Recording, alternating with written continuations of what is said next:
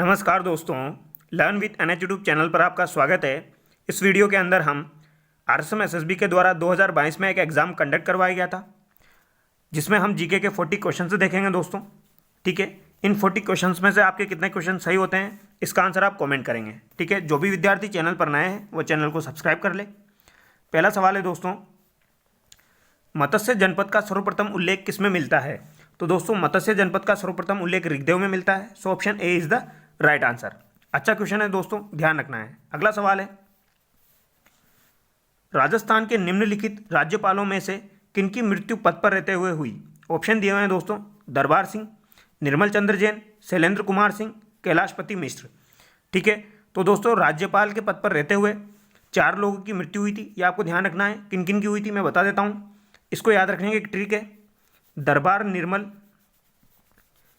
निर्मल मर गया शैलेंद्र प्रभा के साथ। किसके साथ दोस्तों?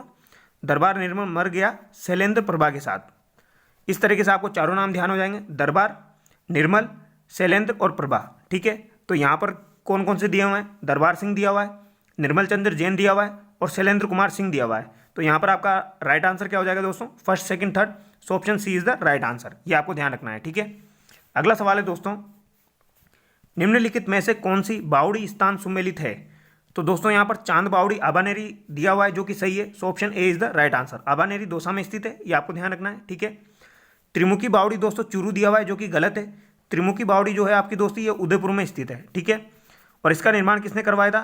तो इसका निर्माण राम रस दे ने करवाया था, ये आपको ध्यान रखना है। ठीक है, नेक्स्ट क्वेश्चन हम देखेंगे दोस्तों, निम्नलिखित में से कौन सा खनिज खान सुमेलित नहीं है? सीसा और जस्ता राजपुरा दरीवा दिया हुआ है, जो कि सही है दोस्तों। मैग्नीज कालाकुटा दिया हुआ है, ये भी सही है। लोएस्क डावला दिया हुआ है, ये भी सही है। तांबा लीलवानी दिया हुआ है, जो कि गलत है दोस्तों। लीलवानी जो है ये मैग्नीज के लिए फेमस है, यानी कि कालाकुटा और लीलवानी दोनों किसके लिए फेमस है दोस्तों? मैग्नीज के लिए फेमस है। तो यहाँ पर आपका राइट आंसर क्या हो जाएगा? Option D. अगला सवाल है, वाकल, मेशवा और हथमती सहायक नदियाँ हैं। तो दोस्तों वाकल, मेशवा और हथमती जो है ये साबरमती की सहायक नदियाँ हैं। So option C is the right answer. अगला सवाल है, निम्नलिखित में से कौन सा संरक्षित क्षेत्र जिला सुमेलित नहीं है? तो यहाँ पर कौन सा सुमेलित नहीं है? फुलवारी की नाल राजसमंद दिया हुआ है, क्या ये सही है? नहीं है दोस्तों। फुलवारी की नाल जो है ये आपकी उदयपुर में है। ठीक है, तो यहाँ पर पहला ही आपका आंसर करेक्ट हो जाएगा। केसरबाग धौलपुर में सही है। बस्ती चित्तौड़गढ़ में ये भी सही है। शेरगढ़ बारा में स्थित है, ये भी सही है। ठीक है, तो यहाँ पर आपका राइट आंसर क्या हो जाएगा? Option A. अगला सवाल है दोस्तों, निम्नलिखित में से शिलालेख प्रशस्ति और उनके उत्कीर्णन वर्ष के सही जोड़े कौन से हैं? तो यहाँ पर सही जोड़ा चूज करना है आपको। अचलेश्वर शिलालेख 1285 ईस्वी दिया हुआ है, जो कि सही है। बिजोलिया शिलालेख 1170 ईस्वी दिया हुआ है, ये भी सही है। चिरवा का शिलालेख 987 ईस्वी दिया हुआ है दोस्तों, जो कि गलत है। चिरवा का शिलालेख आपका 1273 ईस्वी का है, ये आपको ध्यान रखना है। ठीक है, और कुंभलगढ़ प्रशस्ति 1460 ईस्वी की, ये भी सही है। तो यहाँ पर आपका राइट आंसर क्या हो जाएगा? 1, 2, 4। So option B is the right answer.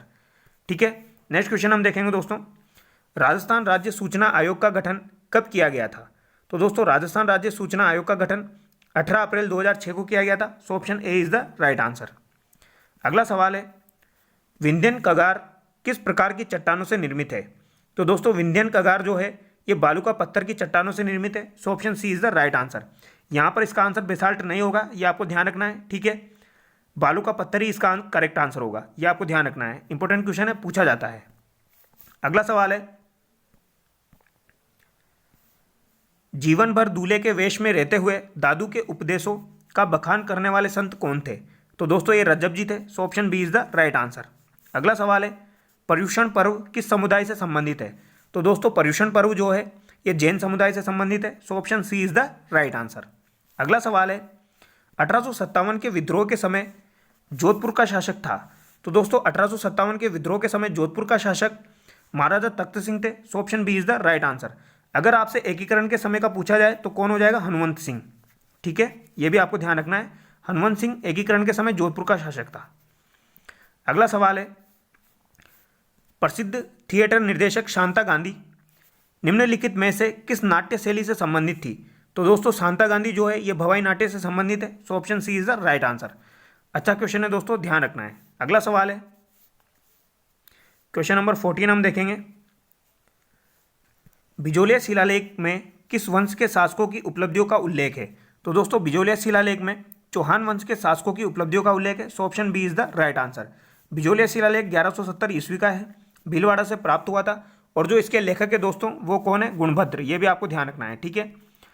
और बिजोलिया शिलालेख के अंदर ही जालौर का नाम जवालीपुर, सांबर का नाम शाकंभरी और भीनमाल का नाम श्रीमाल दिया हुआ है, ये भी आपको ध्यान रखना है, ठीक है। अगला सवाल है, राजस्थान प्रथम रोपवे किस जिले में प्रारंभ किया गया था?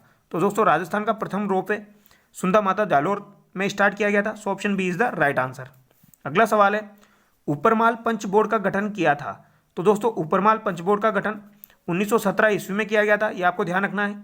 किसके द्वारा किया गया था? विजय सिंह पथिक के द्वारा किया गया था, ठीक है। और ये बेरीसाल नामक गांव में किया गया था, और यहाँ पर अध्यक्ष मन्ना पटेल को बनाया गया था। किसको बनाया गया था? मन्ना पटेल को। नेक्स्ट क्वेश्चन है दोस्तों, भारतीय रेल अनुसंधान एवं प्रशिक्षण केंद्र अवस्थित है? तो दोस्तों भारतीय रेल अनुसंधान एवं प्रशिक्षण केंद्र 55 बाड़मेर में स्थित है, so option D is the right answer. Important question है, पूछा जाता है। अगला सवाल है, रमझोल किस प्रकार का लोक वाद्य यंत्र है? तो दोस्तों रमझोल एक घन प्रकार का लोक वाद्य यंत्र है, so option D is the right answer. अगला सवाल है, आयोग जिसने राज्यपालों के लिए 5 वर्ष के एक निश्चित कार्यकाल की प्रस्तुति की, तो दोस्तों ये कौन सा हो जाएगा आपका? पुंछी आयोग, so option B is the right answer. ये इंपॉर्टेंट क्वेश्चन है दोस्तों, पूछा जा सकता है। अगला सवाल है, राजस्थान के उत्तर से दक्षिण तथा पूर्व से पश्चिम विस्तार में अंतर है? तो दोस्तों उत्तर से दक्षिण जो विस्तार है वो 826 है, और पूर्व से पश्चिम जो है वो 869 किलोमीटर है। तो इन दोनों का डिफरेंस अगर आप निकालोगे तो कितना निकल के आ जाएगा? 43 kilometre, so option D is the right answer. अगला सवाल है, राजस्थान का सर्वोच्च पठार है? तो दोस्तों राजस्थान का सर्वोच्च पठार उड़िया का पठार है, जो कि सिरोही में स्थित है, ठीक है, ये आपको ध्यान रखना है। इसकी ऊंचाई कितनी है दोस्तों? तो 1360 मीटर है। और दूसरा आपका सबसे ऊंचा हो जाएगा भोराट का पठार, ये भी आपको ध्यान रखना है। पहला उड़िया का पठार, दूसरा भोराट का पठार, ठीक है। इसकी ऊंचाई कितनी है? तो इसकी ऊंचाई लगभग 1225 मीटर है, ये भी आपको ध्यान रखनी है, ठीक है। नेक्स्ट क्वेश्चन हम देखेंगे दोस्तों, क्वेश्चन नंबर 22, निम्नलिखित में से कौन सा लिफ्ट नहर परियोजना पेयजल उपलब्धता क्षेत्र सुमेलित नहीं है? ठीक है, कंवरसेन बीकानेर गंगानगर दिया हुआ है, सही है दोस्तों। गंदेरी साहवा चूरू दिया हुआ है, ये भी सही है। गजनेर या पन्नालाल बारूपाल बीकानेर नागौर दिया हुआ है, ये भी सही है। यहाँ पर राजीव गांधी जैसलमेर दिया हुआ है, जो कि गलत है। राजीव गांधी आपके जोधपुर में, so option D is the right answer. अगला सवाल है, राष्ट्रीय राजमार्ग 44 यानी कि NH44 राजस्थान के किस जिले से गुजरता है? तो दोस्तों ये धौलपुर जिले से गुजरता है, so option D is the right answer. काफ़ी बार पूछा जाता है ये क्वेश्चन। अगला सवाल है, बूंदी में 84 खंभों की छतरी का निर्माण किसने करवाया था?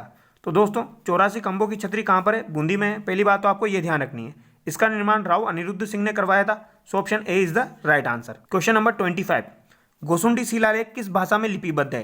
तो दोस्तों घोसुंडी शिलालेख जो है ये संस्कृत भाषा में लिपिबद्ध है, so option D is the right answer. अगर आपसे यहाँ पर लिपि पूछी जाए, यहाँ पर भाषा पूछी गई है दोस्तों, तो संस्कृत हो जाएगा।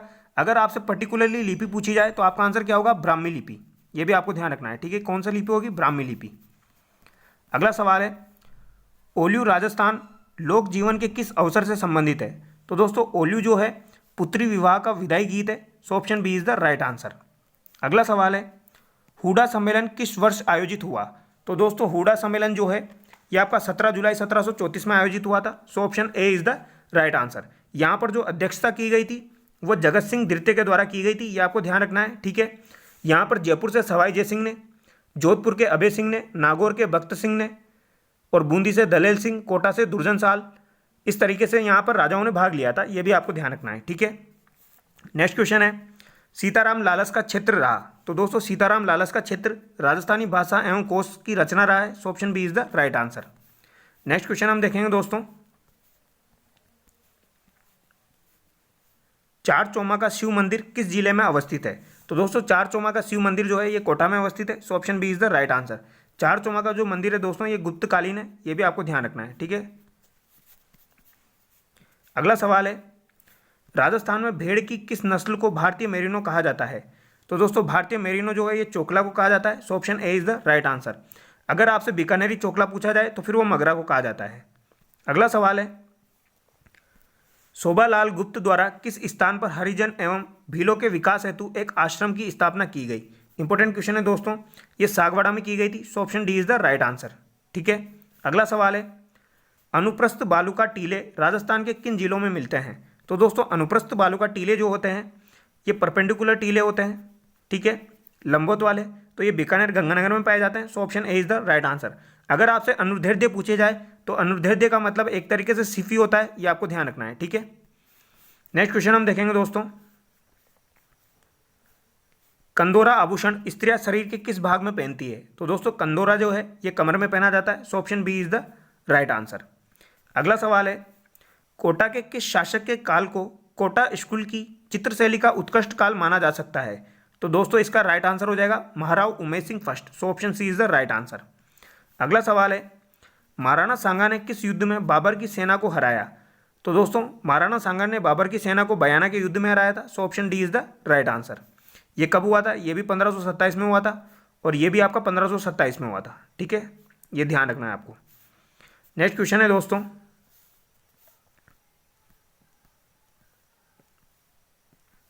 राजस्थान में निम्न में से कौन सा उर्वरक खनिज है? जिप्सम, रॉक फॉस्फेट, पाइराइट, उपरोक्त सभी। तो दोस्तों यहाँ पर तीनों हो जाएंगे। So option D is the right answer, उपरोक्त सभी।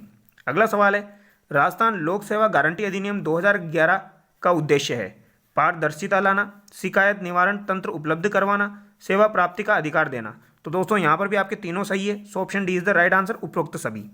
अगला सवाल है, राजस्थान को नर्मदा नदी का कितना हिस्सा प्राप्त होता है? तो दोस्तों राजस्थान को 0.5 MAF प्राप्त होता है। So option D is the right answer. Narmada नदी से लाभान्वित जिले जो हैं दोस्तों वो हो जाएंगे आपके बाड़मेर और जालोर, ये आपको ध्यान रखना है। कौन कौन से हो जाएंगे? बाड़मेर और जालोर, ठीक है। और नर्मदा नदी की राजस्थान में जो लंबाई है दोस्तों वो 74 किलोमीटर है, ये भी एग्जाम में पूछी जाती है, तो ये भी आपको ध्यान रखनी है। नेक्स्ट क्वेश्चन है दोस्तों, रूपाजी एवं कृपाजी धाकड़ नामक 2 किसान किस कृषक आंदोलन के दौरान शहीद हुए? तो दोस्तों रूपाजी और कृपाजी जो थे ये बेंगू किसान आंदोलन के दौरान शहीद हुए थे। So option B is the right answer. बार बार पूछा जाता है ये क्वेश्चन, इंपॉर्टेंट है। अगला सवाल है दोस्तों, भगत आंदोलन शीर्षक के नाम से पुस्तक के लेखक हैं? तो दोस्तों ये इंपॉर्टेंट क्वेश्चन है। भगत आंदोलन शीर्षक के नाम से पुस्तक के लेखक जो है दोस्तों ये वीके वशिष्ठ है। So option B is the right answer. ये क्वेश्चन आपका पूछा जा सकता है नेक्स्ट एग्जाम में। तो यहाँ पर हमारे 40 क्वेश्चन कंप्लीट हो चुके हैं दोस्तों। 40 में से आपके कितने सही हुए हैं ये आप कमेंट करके बताएंगे, ठीक है। अगर आपको वीडियो अच्छा लगा है तो वीडियो को लाइक करें, चैनल को सब्सक्राइब करें। Thank you so much.